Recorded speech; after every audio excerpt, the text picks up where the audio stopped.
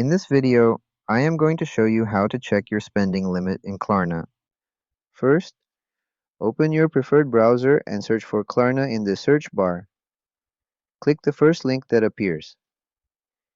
In the Klarna official website, in the top right corner, click the Login button to log into your Klarna account. Now, to check your spending limit on Klarna, you need to be eligible. The eligibility includes the region and your relation with Klarna.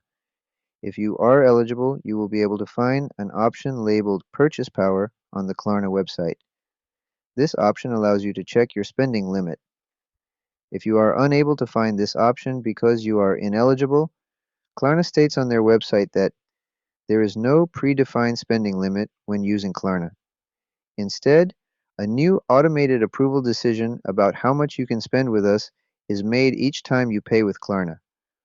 With each payment you make with Klarna, it will automatically manage and set a spending limit so you don't have to worry about it. To increase your purchase power, Klarna states, a good payment history, always paying on time and making payments towards your outstanding purchases, can increase your purchase power over time.